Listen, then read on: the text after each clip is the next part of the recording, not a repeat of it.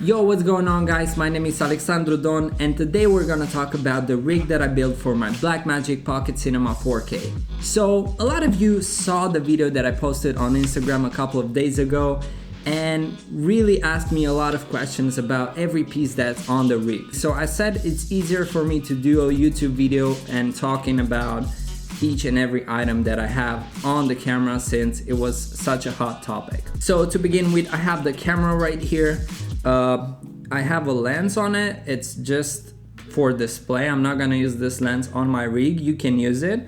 It's a pretty good lens, but I don't recommend it since this camera performs at a maximum when you use a speed booster or an anamorphic lens like the one I have here, and which is the one I'm gonna put on the rig. So I'm gonna start with a cage, which is from Tilta Max. It's one of the best options you can buy for your Blackmagic Pocket right now.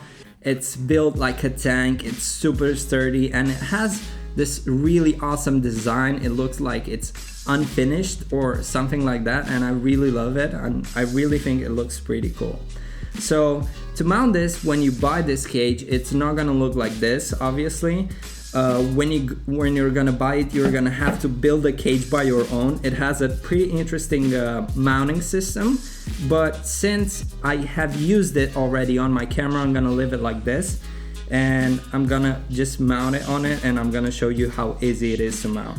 So basically, what I'm gonna do right now is I'm gonna try and slide the camera in, which is pretty straightforward, and I'm gonna put it upside down. And the cool thing about Tilta is that they thought about a system that you can put on the cage and it's not gonna flex. So I've seen a lot of cages on the market and they tend to flex a little bit. So with this piece, I don't know if you can see it, I'm gonna try to put it here on the second camera. With this piece, you just mount it on the bottom of the camera and the camera is gonna stay locked. So I'm gonna take an imbus, which is this one, I hope. And I'm just gonna screw in those little bolts. Okay, so right now I have the camera locked on one axis, so I have two bolts, and if you can look, the camera stays really sturdy on the cage. It has just a minimal flex, it's not that much, just a little bit of play, but when I put this screw, it's gonna stay there like it was baked in. Right now I have the cage already mounted to my camera, which was really fast. It was like a couple of seconds. The cool thing about this cage is that the guys from Tilta thought about everything. Like you have a lot of accessories, which is this one. So this one is a handle, and the way that works is pretty intelligent. So you have a rail system right here and you just slide it. So I'm just gonna screw this down. Everything about this cage is pretty cool because it's pretty much plug and play. You don't really need tools except for the time you mount it on the camera, which you're only gonna use it once, because once you install the cage on the camera, I'm pretty sure you're never gonna take it out. So by using the tools once and then having those accessories that just mount on the camera without tools is pretty cool. Another cool thing about this cage is the fact that it has a lot of cold shoe mounts, which is this one right here, it's this one right here, and it's this one right here. So you have 3 cold shoe mount options. We're gonna take it to the next step. So I'm just gonna put the anamorphic lens on, which is one of the craziest anamorphic lenses you can pretty much buy right now. It's the Vazen 40mm 1.8 anamorphic squeeze, which is pretty crazy when you look at it. It's like a really big lens. It looks really massive, but the amount of quality you get out of this thing, it's pretty crazy. The only downside with this lens is that it's meant only for 4x3 cameras, which is not ideal because you want to put it on Sony cameras or bigger cameras. I'm just gonna mount right now the rail system, which I have right here. This plate is designed especially for the cage itself.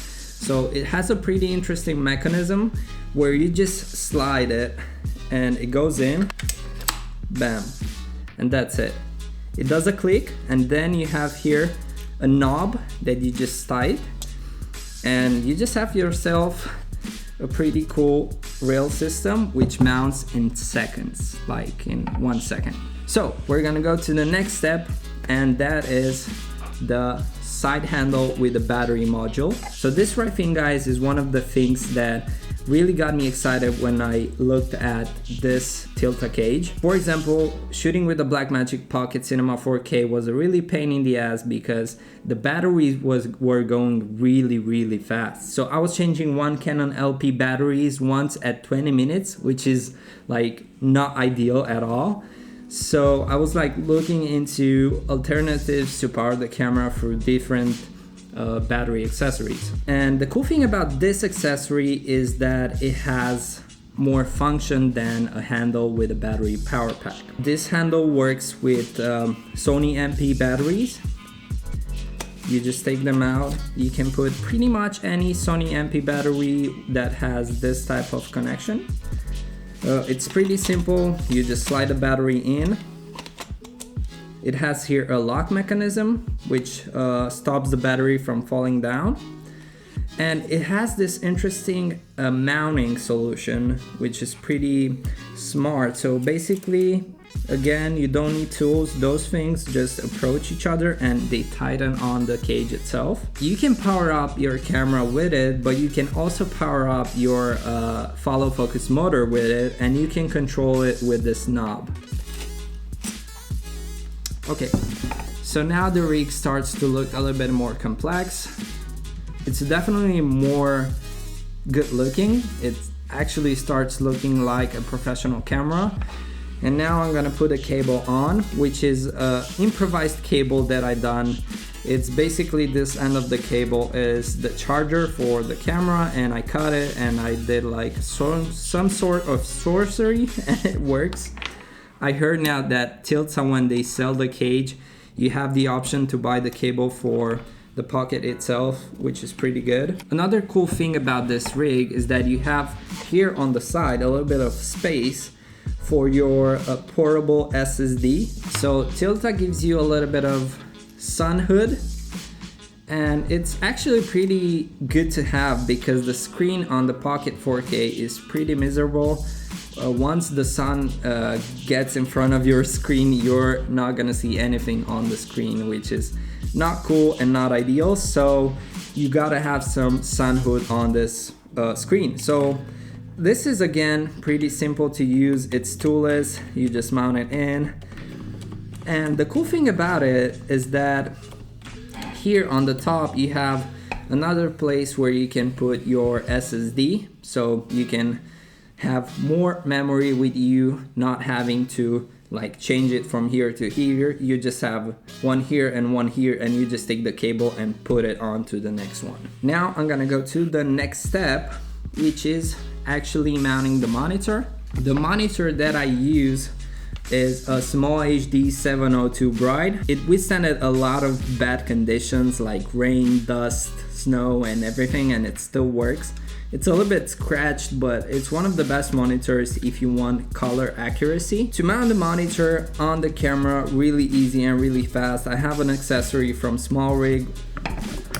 I put it here, I just screw it on, and this type of arm is really cool because you can basically move the monitor as you want. So to power on the monitor, I have this battery, which I'm gonna put right now. Moving on to the next accessory. Okay, now to the next accessory, which is my trusty follow focus motor. It's a Tilta Nucleus M, which is the big one. I'm gonna use this one because if I wanna use the Tilta Nucleus N, which is the smaller version of the Tilta, which connects directly to this monitor, then I have to use the left-handed unit, which is not ideal for me because I'm a right-handed person, so I'm gonna use those two in combination. So a lot of people ask me how I'm mounting this on the cage. And to be honest, the cage doesn't have a reset mount. From what I heard, they are building an accessory that allows you to put a reset mount here. But what I did, I just forced the screw in, and it made a little bit of like fillet, or I don't know how it's called, but This is not as powerful as this, so it made a little bit of room, so now it goes in. So I'm just gonna put it in, and now we're locked. It stays pretty good here, and I don't have any problem with it. So now that I connected the handle, I'm gonna connect the motor, and I'm gonna power the motor for this cable. Okay guys, so now that I have this on, I'm gonna move to the next accessories that I'm gonna put on this rig, which is the mate box. So this mate box is a pretty much no-name mate box. I'm planning on buying the Tilta mate box, the new one that they just released, but for now I'm gonna use this one. It's pretty heavy, I don't recommend it, but it does the job. So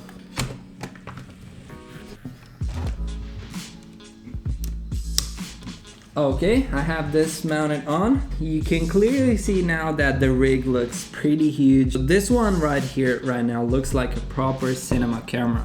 Since the whole setup is front heavy and it's gonna bring fatigue to my back, for now I'm just gonna use this battery to counterweight the balance of the camera in order to have a good grip. The camera looks like a beast.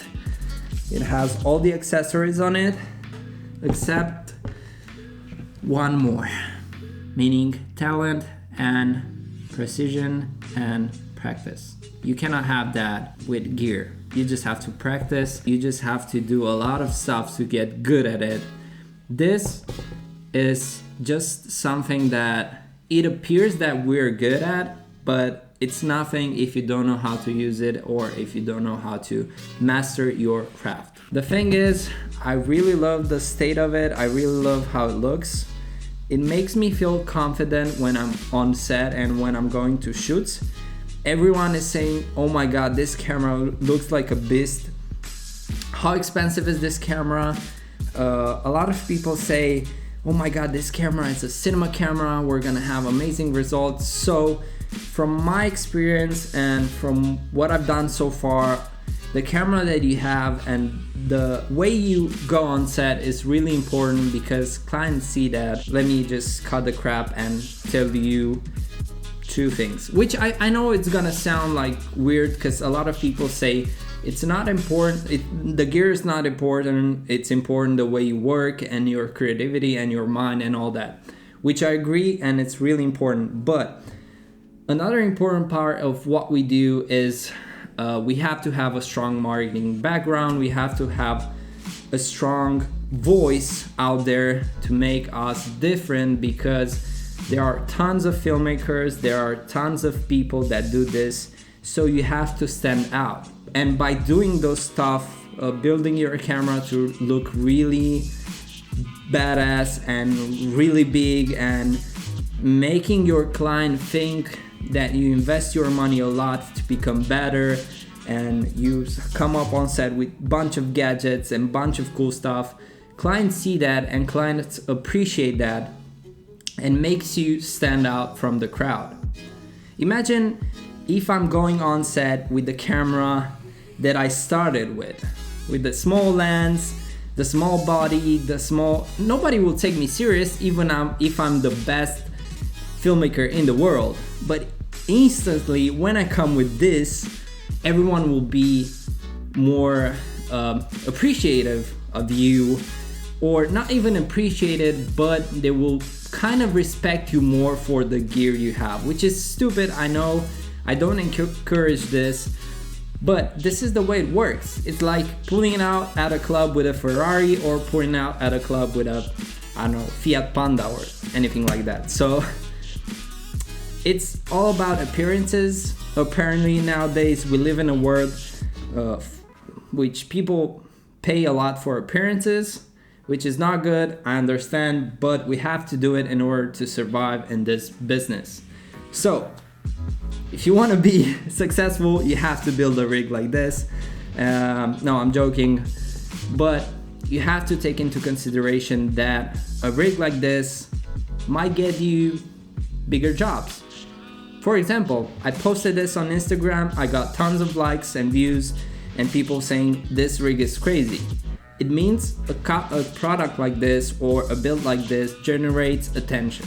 So I hope you enjoyed this video, and if you did, let me know what you want to see next, what you want me to talk about, what you want me to do in order to help you out become better. But I'm gonna stop right here, and until next time, don't forget to like and subscribe because it's gonna make me feel better and do more videos. And until next time, peace, hang out, and shoot a bunch of awesome content. That was weird. Talking too much, man. Talking too much. Yeah.